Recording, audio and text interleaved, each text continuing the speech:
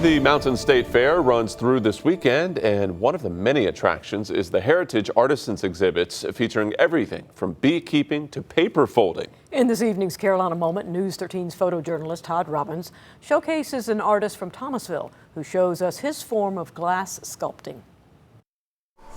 A spark, that's pure propane. I add a little oxygen to it and that accelerates the flame, makes it much hotter.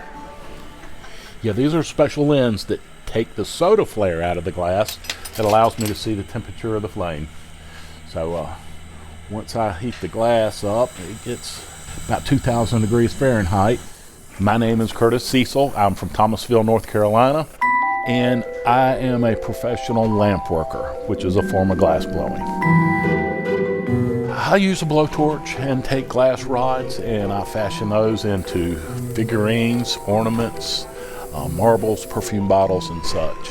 Started doing this in high school chemistry class, working on a Bunsen burner. Even before that, I remember getting a chemistry kit when I was 12 years old, and it had a little oil lamp in there and some glass tubing.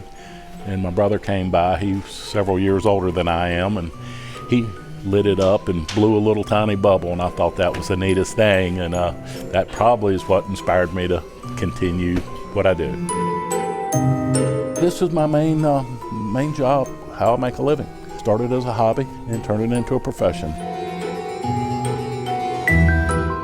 I'm inspired by nature, so I'm always looking for new things to do. I'm always up for a challenge. People say, can I make this, that, or the other? And probably one of my newest creations was an axolotl, which didn't know anything about, but kids were telling me, yeah, can you make an axolotl? So I had to Google that to see what it was, and it's a Mexican lizard, pinkish color. So I've created a few of those. You know, they made glass eyes back well over 100 years ago.